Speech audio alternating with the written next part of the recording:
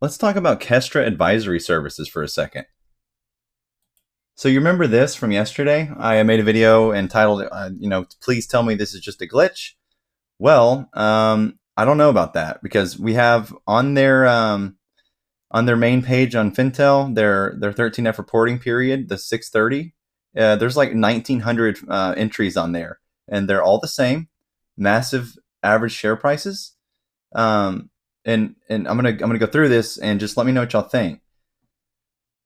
And by the way, they do have the IJR ETF in here as well. There's no AMC. I did look for AMC. No ownership of AMC, only pertains to GameStop and IJR. I didn't even find the IWM ETF. So there's that. Now, this is where it gets weird. So when you look into their holdings, then all of a sudden, you see how it says average share price here, but then it says imputed share price here?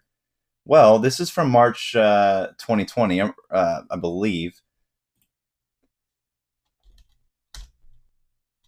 I'll get the exact date on that in a second. But so the math checks out, right? So if you multiply the amount of shares by the imputed share price, you get the value. So that's right. Now where it gets weird is that if you look up what imputed value is, it refers to the value of an asset, service, or company that is not physically recorded in any accounts, but is implicit. Now, implicit means implied or understood through not plainly or directly expressed. Or I'm sorry, implied or understood, though not plainly or directly expressed. So imputed value refers to the value of an asset, service, or company that is not physically recorded in any accounts, but is understood, though not plainly or directly expressed in the product, e.g. the opportunity cost of cash remaining in a savings account and not invested. So that's interesting.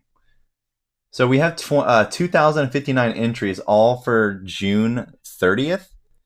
And they have 1994 total holdings with a market value of $8.81 trillion. And the file date for this was the 28th. Now, it gets weirder because when you look into their 13F specifically, the actual filings from the SEC Edgar website, they have absolutely no voting rights on any of their holdings, yet they have sole ownership. So none of this is making sense. They have, everything from ETFs to BlackRock, you name it. They primarily seem to be affiliated with BlackRock. Now, if we check FINRA Broker Check to get a little bit more info on this Kestra Investment Services, we can tell that they have had 14 regulatory events or, regulatory actions taken against them. And then they've had 2 arbitration actions taken against them, and they're still in operation.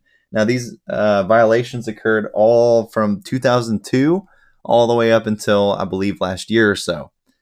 So, yeah, there's that. They have currently, their ownership is obviously from Kestra Private Wealth Services, owns 75% or more of Kestra Asset Management. So much less positions on this one, but however, same thing. So this fund also has the same thing going on with the share price, and it just doesn't make sense to me. So this one also has IJR. And this was filed as of 3/31. So the first one I showed you to get the date on that, this one right here, this was all filed at 6/30. This is current.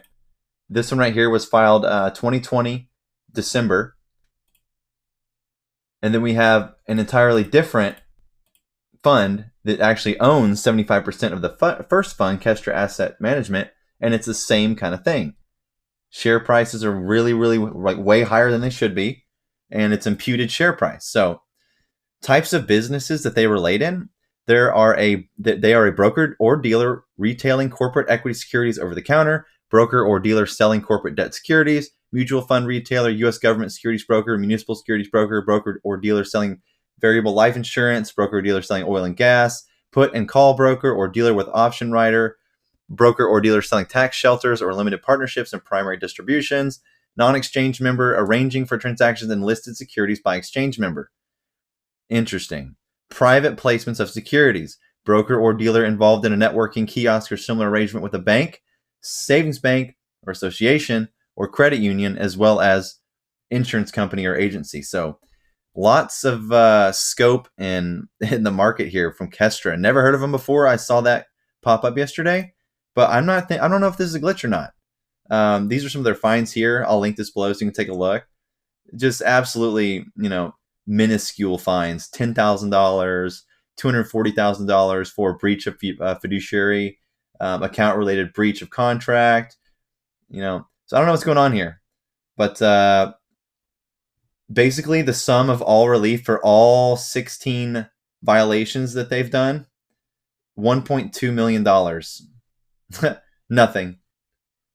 So anyways, I'll link this all below so you can take a look. This is getting more crazy. Kestra's Financial Services. I mean, what's going on here?